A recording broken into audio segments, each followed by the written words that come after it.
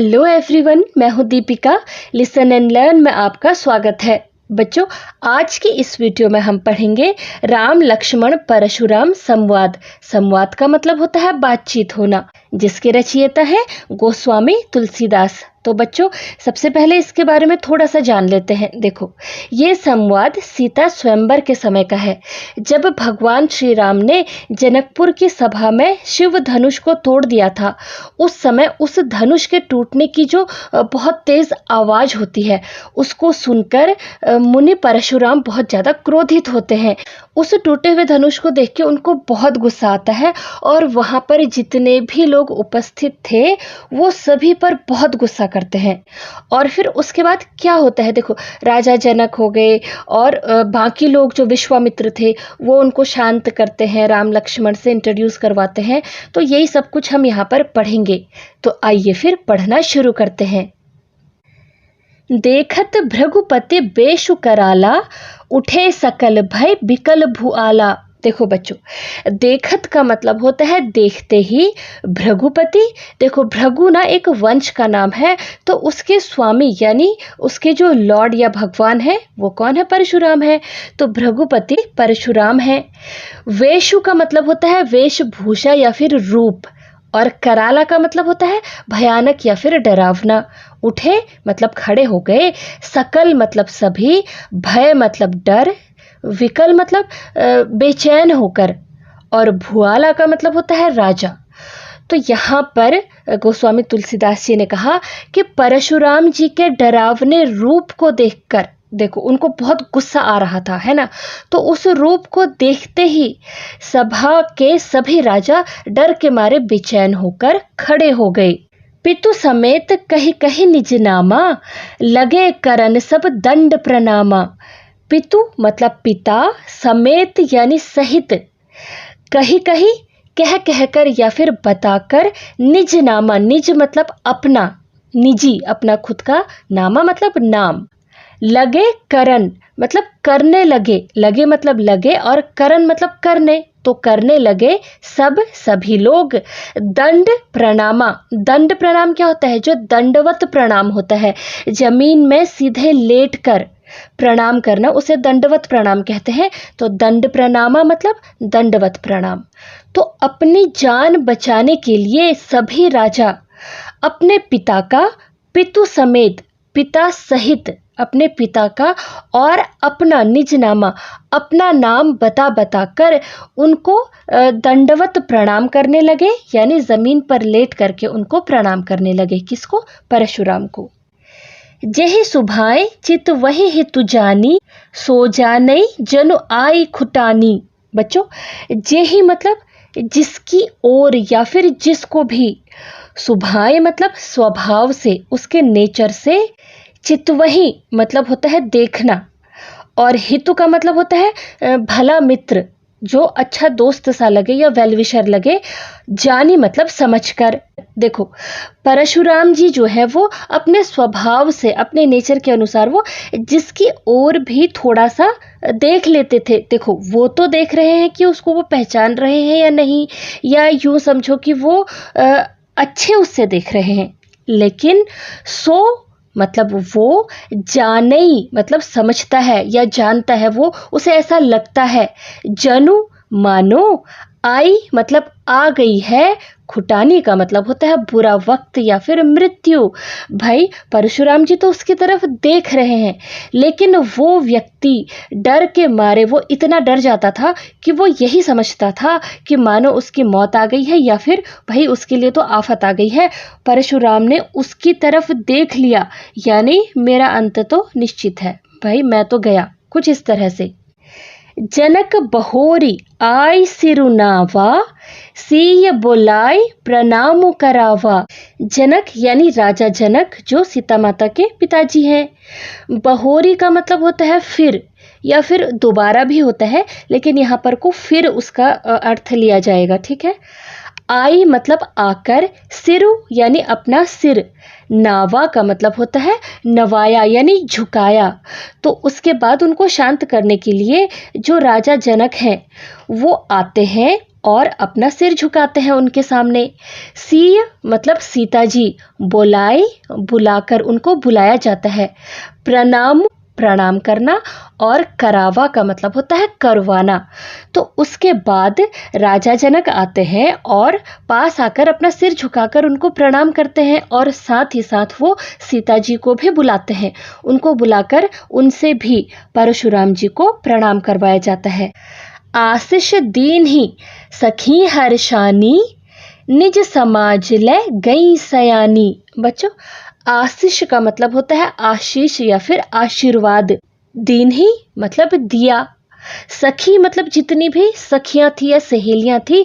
हर्षानी मतलब खुश हुई। तो उसके बाद जब परशुराम जी ने आशीर्वाद दिया होगा तो उनकी माता सीता की जितनी भी सखियां वहां पर को होंगी वो थोड़ा खुश हुई होंगी कि चलो अब शायद थोड़ा सा सब कुछ ठीक है। निज मतलब अपने, निजी खुद के, समाज समूह या फिर टोली या ग्रुप, ले गई मतलब कि उनको ले गई, किसी को कहीं पर से लेकर के जाना, और सयानी मतलब समझदार। ठीक है। तो जब परशुराम जी ने सीता जी को आशीर्वाद दिया तो उससे उनकी जो सखियां थी, उनकी जो फ्रेंड्स थी, वो बहुत खुश हो गई। और जो होशियार उसमें से समझदार सखियां थी और जो थोड़ा हिम्मत वाली भी थी, वो वहां पर आती हैं और सीता माता को वहां पर से अपने ग्रुप की तरफ यानी अपने बाकी लोगों की तरफ वो उनको वापस लेकर के जाती हैं। ठीक है। यूं समझो कि जैसे परशुराम जी ने उनको आशीर्वाद दिया तो उनकी सहेलियां आती हैं और उनका हाथ पकड़ करके वो अपने पास सीता माता को वापस ले जाती हैं। विश्वामित्रु मिले पुनि आई, पद सरोज मेले दो भाई। बच्चों, विश्वामित्रु जो मुनि विश्वामित्र हैं, मिले यानी मिलते हैं, पुनि का मतलब होता है फिर या दोबारा भी होता है, आई का मतलब आकर। देखो यहाँ पर को पुनि का अर्थ जो है वो फिर के रूप में लिया जाएगा, मतलब उसके बाद। तो फिर यानी उसके बाद विश्वामित्र जी वहां पर आते हैं और उनसे मिलते हैं। पद मतलब पैर या फिर चरण, और सरोज का मतलब होता है कमल, जो कमल का फूल है, तो कमल रूपी चरण। मेले का मतलब होता है बच्चों, वैसे तो रखना या फिर लाना होता है, यहाँ पर को भेजना होगा। ठीक है। दो मतलब दोनों, और भाई मतलब भाई, यहाँ पर को राम और लक्ष्मण दोनों भाइयों की बात हो रही है। तो उसके बाद जो विश्वामित्र हैं वो आकर के उनसे मिलते हैं, परशुराम जी से मिलते हैं, और उन्होंने साथ ही साथ राम लक्ष्मण दोनों भाइयों को भी परशुराम के कमल रूपी चरणों में प्रणाम करने के लिए उनके पास भेजा। वो उन्हें भेजते हैं कि जाओ और परशुराम को प्रणाम करो। राम लखनु दशरथ के ढोटा, दीन ही आशीष देख भल जोटा। देखो, रामू मतलब श्री राम जी, लखनु मतलब लक्ष्मण, दशरथ यानी राजा दशरथ के, ढोटा का मतलब होता है पुत्र या फिर बेटे। तो उसके बाद जो विश्वामित्र हैं वो राम और लक्ष्मण का इंट्रोडक्शन करवाते हैं, इंट्रोड्यूस करवाते हैं। ठीक है। दीन ही मतलब कि दिया, आशीष मतलब आशीष या फिर आशीर्वाद, देखी देखकर, भल मतलब अच्छी, और जोटा का मतलब होता है जोड़ी। तो जब परशुराम जी ने राम और लक्ष्मण की जोड़ी देखी, दो भाइयों की जोड़ी देखी, और विश्वामित्र जी ने उनको बताया कि ये दशरथ के पुत्र हैं, उनके बेटे हैं, तो उन्होंने उस सुंदर जोड़ी को देख करके उन्हें आशीर्वाद दिया। ठीक है। राम ही चितई रहे थकी लोचन, रूप अपार मार मद मोचन।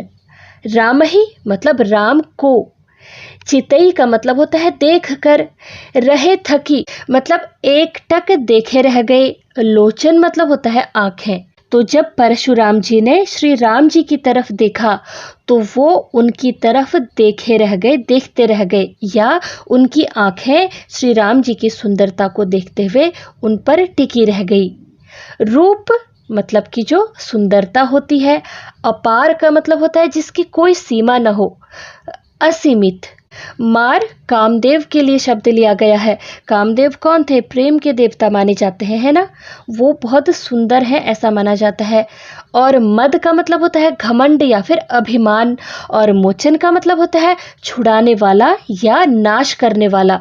तो यहाँ पर को राम जी की सुंदरता का वर्णन किया है कि वो कितने सुंदर थे। देखो, जब परशुराम ने उनको देखा तो उनकी असीमित सुंदरता को वो देखे रह गए, उनकी आंखें उन पर ही टिकी रह गई। और राम का रूप इतना दिव्य था, वो इतने सुंदर थे कि वो कामदेव के गर्व को भी मिटा देने वाले थे। यानी कामदेव को सबसे ज़्यादा सुंदर या फिर मनमोहक माना जाता होगा, लेकिन वो कामदेव के घमंड को कि मैं इतना सुंदर हूँ, उसको भी खत्म कर देने वाला रूप श्री राम जी के पास था। ठीक है। बहुर बिलो की विदेह सन, कहु काह अति भीर, पूछत जान अजान जिमी, व्याप्यो कोप शरीर। बहुरी, बहुरी का मतलब होता है फिर या उसके बाद, बिलो की मतलब देखकर, विदेह का मतलब जिन्हें अपने देह का यानी अपने शरीर का मोह ना हो, सन मतलब से, और कहू का मतलब होता है कहो या फिर बताओ, काह क्या या फिर क्यों, अति बहुत ज़्यादा, भीड़ मतलब भीड़। तो उसके बाद उन्होंने यानी परशुराम ने राजा जनक की ओर देखा और उनसे पूछा, कहू मतलब कहो या फिर बताओ कि यहाँ इतनी बड़ी भीड़ क्यों लगी हुई है, भाई क्या चल रहा है, इतनी भीड़ क्यों है। पूछत मतलब पूछते रहे, जानी जानते हुए, अजान मतलब नासमझ या फिर अनजान, जिमी मतलब जैसे, व्यापेऊ का मतलब है फैल गया, चारों ओर कोई चीज फैल जाना। कोप का मतलब होता है कोप मतलब गुस्सा या फिर क्रोध, और शरीर का मतलब शरीर जो हमारी बॉडी है।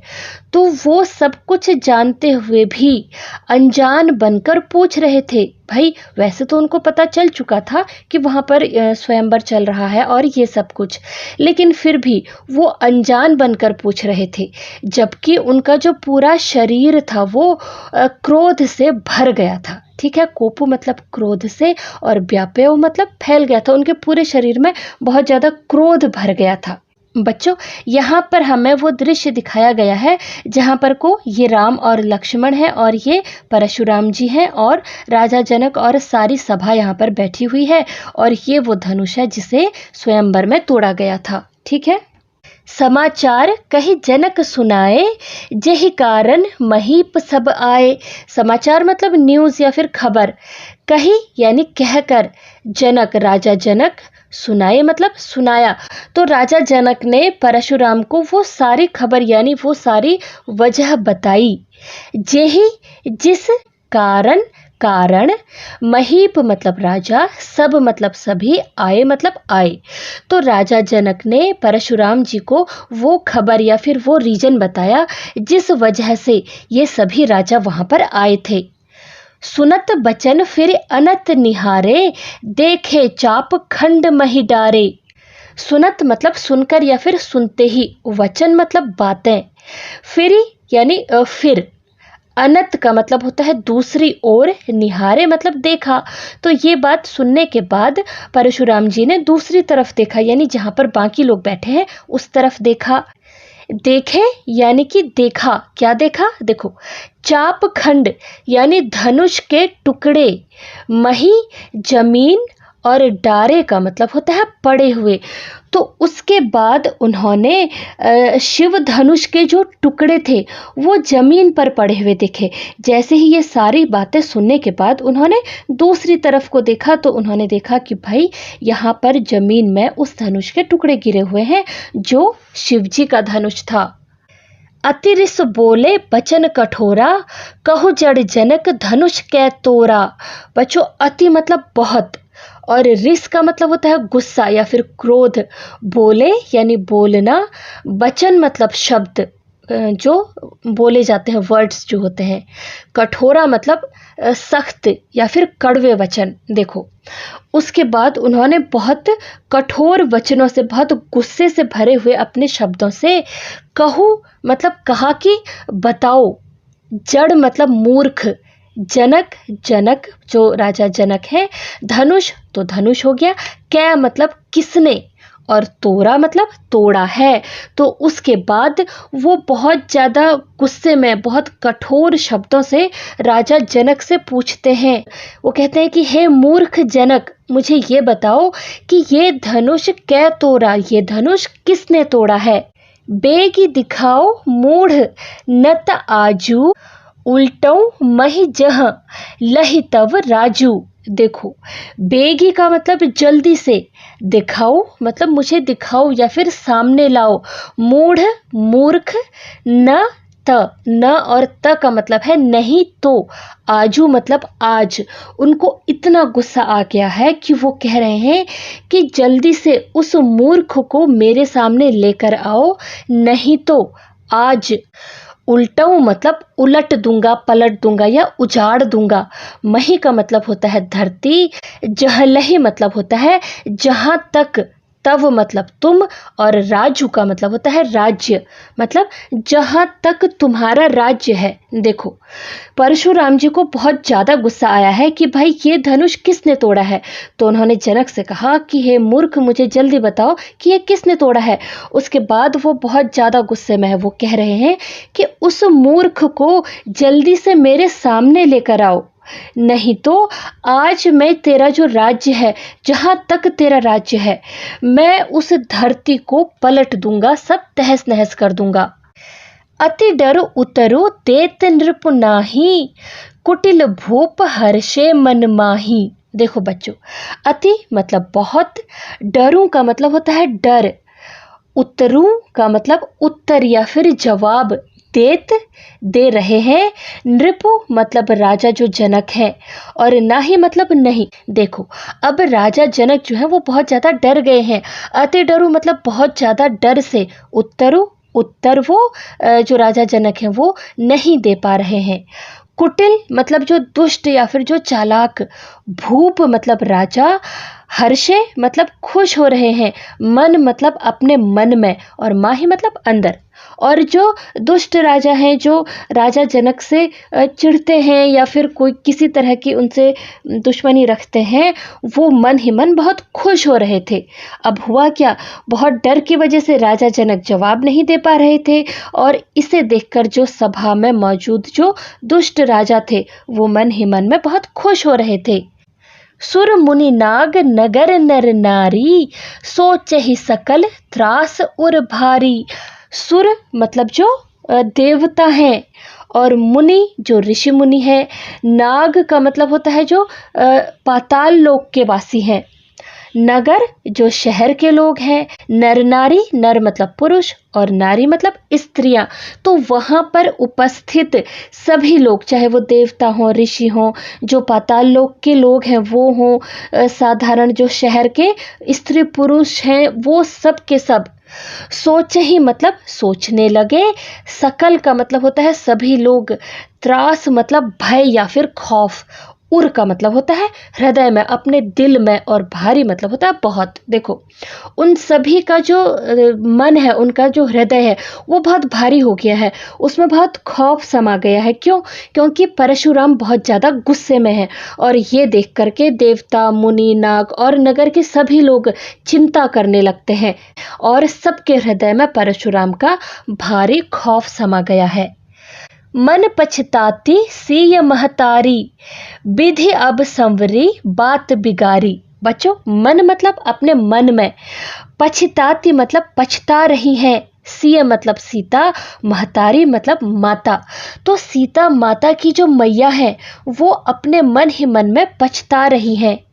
विधि मतलब विधाता या फिर भगवान, अब मतलब अब, संवरी मतलब सुधरी हुई या बनी हुई, बात मतलब ये जो बात है या फिर ये जो काम है, बिगाड़ी मतलब बिगाड़ दी। वो मन ही मन में ये सोच रही है कि हे भगवान, भगवान से कह रही है कि प्रभु, क्या ये बनी बनाई जो बात है वो बिगड़ गई है।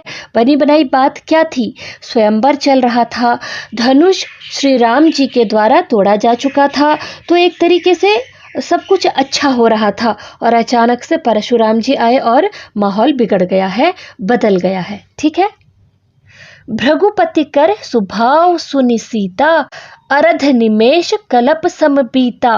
बच्चों, भृगुपति मतलब परशुराम जी, बताया था ना पहली लाइन में भी भृगुपति शब्द इस्तेमाल हुआ है।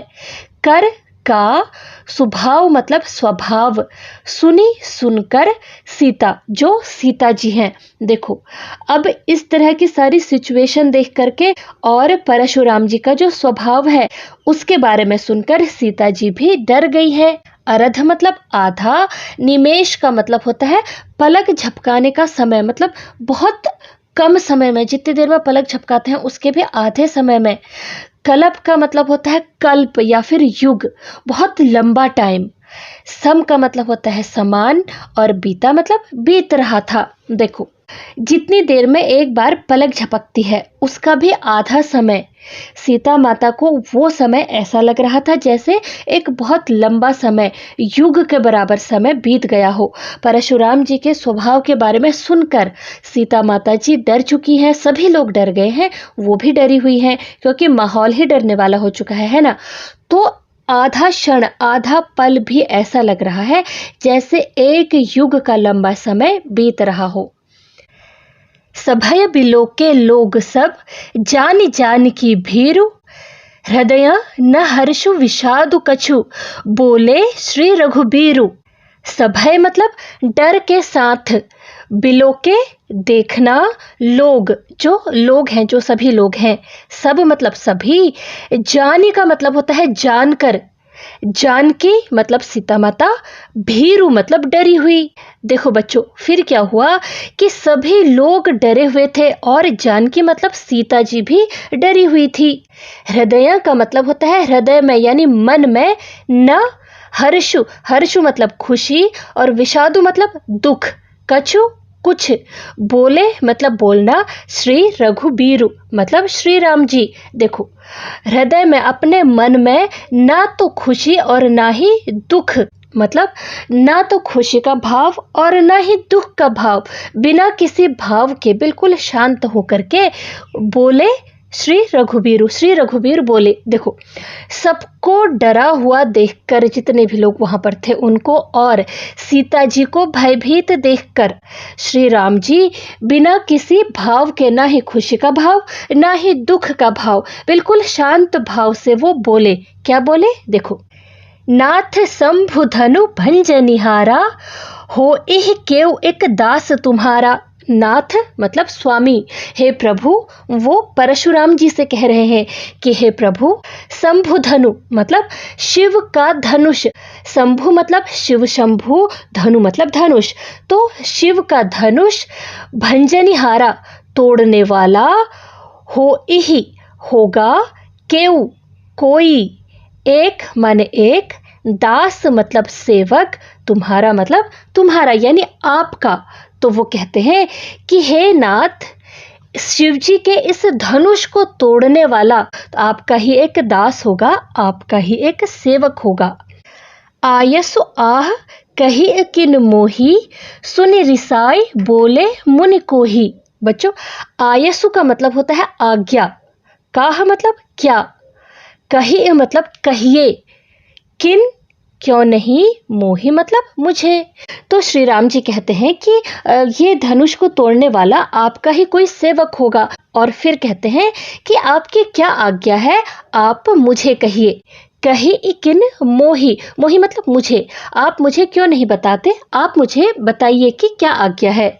सुनी मतलब सुनकर, रिसाई, रिसाई मतलब गुस्से में, किसी से गुस्सा हो जाना, बोले मतलब बोलना, मुनि मतलब मुनि, परशुराम मुनि जो है ऋषि मुनि, को ही मतलब क्रोधी। देखो, क्रोध में आकर उनकी बात सुनकर के जो मुनि है, मुनि परशुराम है, वो क्रोध में बहुत गुस्से में आ जाते हैं और कहते हैं, सेवक सो जो करे सेवकाई, अरे करनी करे करे लड़ाई। देखो, सेवकु मतलब सेवक, सो मतलब वो, जो यानी जो, करे मतलब करता है, सेवकाई सेवा का काम।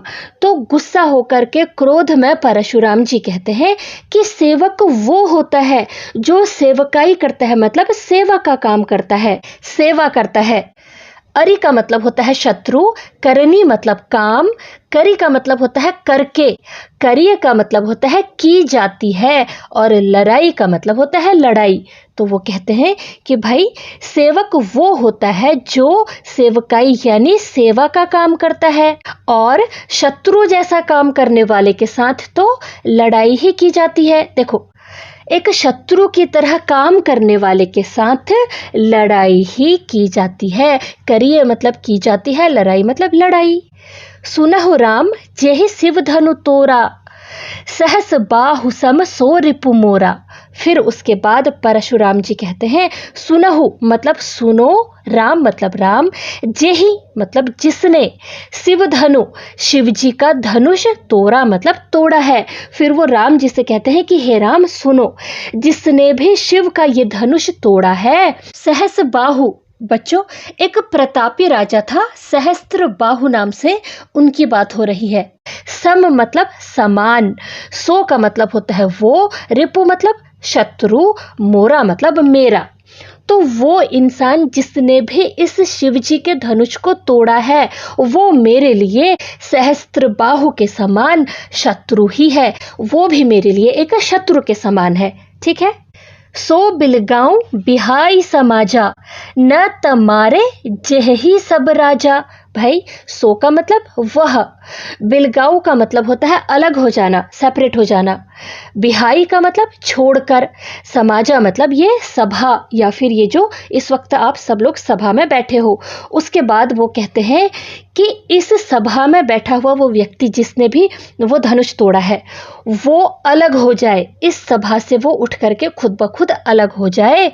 न मतलब नहीं, त मतलब तो, नहीं तो मारे जेहि मतलब मारे जाएंगे सब राजा। अगर ऐसा नहीं होगा, वो व्यक्ति तुम सब में से खुद ब खुद अलग नहीं होगा, तो यहाँ पर उपस्थित जितने भी राजा हैं सब मेरे हाथों से मारे जाएंगे। ठीक है। सुनी मुनि वचन लखन मुस्काने, बोले परसु धरहि अपमाने। सुनी मतलब होता है सुनकर, मुनि जो मुनि है, ऋषि मुनि यानी परशुराम जी हैं, उनके वचन मतलब बातें, लखन लक्ष्मण जी, मुस्काने मतलब मुस्कुराने लगे। तो भाई इस तरह की बातें सुनकर के परशुराम जी के इन कठोर वचनों को सुनकर लक्ष्मण जी जो है वो मुस्कुराने लगते हैं। बोले मतलब बोलना जो होता है वो बोले। परसु धरहि बच्चों, परसु धरहि वैसे तो परशुराम जी के लिए लिया है, लेकिन इसका मतलब है फरसा धारण करने वाले परशुराम जी। अपमाने मतलब उनका अनादर करते हुए, उनकी इंसल्ट करते हुए या फिर उनका मजाक उड़ाते हुए। तो उनके कठोर वचनों को सुनकर लक्ष्मण जी मुस्कुराने लगे और परशुराम जी का अपमान करते हुए वो मजाक जैसा उड़ाते हुए बोलते हैं। क्या बोलते हैं देखो, बहु धनु ही तोरी लरिकाई, कबहु न असी रिस कीन्ह गोसाई। वो कहते हैं बहु मतलब बहुत सी, धनु ही मतलब छोटी धनुष, जो छोटे छोटे मोटे धनुष होते हैं, तोरी मतलब तोड़े हैं, लरिकाई मतलब बचपन में। वो कहते हैं कि भाई हमने अपने बचपन से ही, जब हम छोटे थे तभी हमने बहुत सारे छोटे मोटे जो धनुष हैं वो तोड़े हैं। कबहू मतलब कभी भी, न नहीं, असी ऐसी, रिस मतलब क्रोध, कीन्ही मतलब की, गोसाई मतलब स्वामी, मास्टर या फिर मुनि। देखो वो कहते हैं कि हे स्वामी, हे मुनिवर, हमने बचपन में खेल खेल में बहुत से ऐसे धनुष तोड़े हैं, तब तो आपने हमको कभी ऐसा क्रोध नहीं किया कि आप बचपन में तो हम पे कभी गुस्सा नहीं होते थे, आज इस पुराने धनुष को तोड़ दिया तो आप इतना गुस्सा क्यों कर रहे हो। इस तरह से वो एक मजाक सा करने लगते हैं। एहि धनु पर ममता के ही हेतु, सुने रिसाई कहा भृगुकुल केतु। एहि का मतलब इस, धनु मतलब धनुष, पर ममता मतलब जैसे किसी से लगाव होता है या फिर प्रेम होता है, के ही मतलब कैसा या फिर किस तरह का, हेतु मतलब कारण या फिर वजह। तो लक्ष्मण जी कहते हैं कि इस धनुष के साथ आपको ऐसा क्या प्रेम है या ये किस वजह से आपको इतना प्रेम है। सुनी मतलब सुनकर, रिसाई मतलब कि चिढ़कर या बहुत गुस्सा होकर के, कह मतलब कहते हैं या फिर बोलते हैं। भृगुकुल केतु मतलब भृगु वंश की ध्वजा अर्थात परशुराम। जो परशुराम है वो भृगु वंश से संबंधित है। हमने पहले भी पढ़ा था ना कि वो एक तरह से उनके भगवान की तरह है। तो उन्होंने कहा, लक्ष्मण जी ने कहा कि इसी धनुष पर आपको इतना प्रेम किस वजह से है, क्या कारण है। और ये सुनकर जो भृगु वंश के ध्वज स्वरूप हैं, कौन है, परशुराम जी हैं, उनको बहुत गुस्सा आता है और वो गुस्से में बोलते हैं। क्या बोलते हैं, देखो। रे नृप बालक काल बस, बोलत तो ही न संभार, धनु ही सम त्रिपुरारि धनु, विदित सकल संसार। वो कहते हैं कि रे यानी ओ या फिर हे नृप बालक, नृप मतलब राजा और बालक मतलब पुत्र, राजा के पुत्र है, राजा के पुत्र। काल का मतलब है मृत्यु और बस का मतलब होता है वश में होना या फिर कंट्रोल में, ठीक है। वो कहते हैं कि इस समय तुम मृत्यु के वश में हो, बोलत बोल रहा तो ही तुझे न संभार मतलब होश या फिर संभालना। देखो वो कहते हैं कि ओ राजा के बालक, ओ राजा के पुत्र, तू इस समय काल के वश में है यानी मृत्यु के वश में है, इसलिए तुझे अपनी भाषा पर कोई संभाल नहीं है, कोई होश नहीं है कि तू क्या बोल रहा है, अपनी बोली पर तुझे कोई काबू नहीं है। धनु ही यानी धनुष, सम समान, त्रिपुरारी, त्रिपुरारी यानी शिवजी, त्रिपुरारी तीनों लोकों के जो स्वामी हैं शिवजी, धनु मतलब धनुष, विदित यानी कि पता होना, और सकल मतलब पूरा, और संसार मतलब संसार।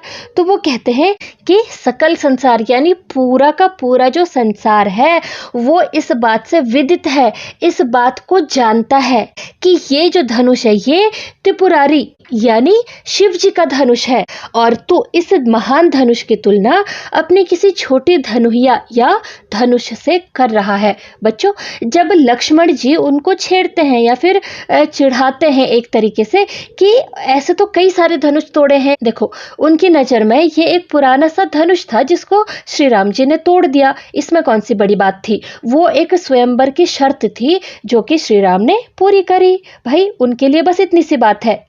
तो वो परशुराम जी से कहते हैं कि जब हम छोटे थे इस तरह के तो हमने कई सारे धनुष तोड़े हैं छोटे मोटे, और ये भी तो एक पुराना सा ही धनुष था, इससे तुमको इतना प्रेम क्या है, तुम इतना गुस्सा क्यों हो रहे हो, इसमें कौन सी बड़ी बात है।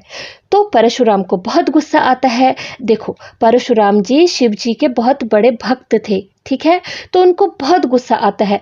वो कहते हैं कि तू इस समय काल के वश में है, तेरी मृत्यु नज़दीक है, इसलिए तू अपनी भाषा पर काबू नहीं पा रहा है, कुछ भी बोलता चला जा रहा है और अपने छोटे मोटे धनुष से इस विशाल धनुष की तुलना कर रहा है, जबकि पूरा संसार इस बात को समझता है कि ये कितना महान धनुष है और तू इसे मामूली धनुष समझ रहा है, ठीक है। रामचरितमानस में यहाँ से आगे की कथा में परशुराम का आक्रोश यानी गुस्सा, लक्ष्मण और परशुराम के बीच व्यंग्योक्तिपूर्ण संवाद, मतलब इसी तरह व्यंग से भरा हुआ संवाद, बातचीत, और ऐसी स्थिति में भी राम के धीर गंभीर शांत स्वरूप का वर्णन है। अंततः राम के विनय और विश्वामित्र के समझाने पर तथा राम की शक्ति की परीक्षा लेकर परशुराम का आक्रोश शांत होता है। राम लक्ष्मण परशुराम संवाद आप प्रश्न अभ्यास में खोजबीन के अंतर्गत दिए गए लिंक के माध्यम से पढ़ सकते हैं। बच्चों, इस चैप्टर में आपको सिर्फ यहाँ तक का ही जो संवाद है वो दिया गया है। उसके बाद इधर आपको बताया है कि इससे आगे क्या क्या है। इससे आगे परशुराम का जो गुस्सा है, उसके बाद लक्ष्मण और परशुराम के बीच में इसी तरह का जो बातचीत होते रहती है, और उस स्थिति में भी राम का बिल्कुल शांत रहना, उस रूप का वर्णन किया गया है। और फिर राम के विनय यानी प्रार्थना करने पर और विश्वामित्र के समझाने पर परशुराम जो है वो राम की शक्ति का परीक्षण लेते हैं, परीक्षा करते हैं कि ये वाकई में इतने शक्तिशाली है या फिर ये जो धनुष है बस यूं ही टूट गया। और उसके बाद जो है परशुराम का गुस्सा शांत हो जाता है। उसके बाद आपसे कहा है कि इस संवाद को पूरा पढ़ने के लिए आपके जो अभ्यास वाला या फिर प्रश्न उत्तर वाला जो सेक्शन है वहाँ पर खोजबीन करके आपको एक सेक्शन दिया होगा, उसके अंदर आपको कोई लिंक दिया है, वहाँ पर जाकर के आप बाकी डिटेल में पढ़ सकते हो। ठीक है। देखो बच्चों, लास्ट में क्या होता है ना, इस संवाद के अंत में जब परशुराम जी श्री राम जी की परीक्षा लेते हैं और वो ये समझ जाते हैं कि जो श्री राम जी हैं वो खुद भगवान श्री विष्णु के अवतार हैं, तो उनका अहंकार और उनका क्रोध समाप्त हो जाता है। किसका? परशुराम जी का। और वो श्री राम जी से क्षमा मांगते हैं, उनकी स्तुति करते हैं और फिर तपस्या करने के लिए वो महेंद्र वन की तरफ चले जाते हैं। और उनके जाने के बाद सभा का डर समाप्त हो जाता है। राजा जनक और वहां पर उपस्थित सभी जो लोग थे वो राहत की सांस लेते हैं और इसके बाद सीता जी और श्री राम जी के विवाह की जो प्रक्रिया है वो आगे बढ़ती है। ठीक है। तो बच्चों, इसी के साथ ये चैप्टर यहीं पर खत्म होता है। मुझे उम्मीद है कि ये आपको समझ में आया होगा, लेकिन कहीं पर भी कोई डाउट रह जाता है तो कमेंट करना मत भूलना। पूरी कोशिश करूंगी कि आपका डाउट दूर कर सकूं। तो मिलते हैं अगली वीडियो में। Till then keep learning and take care.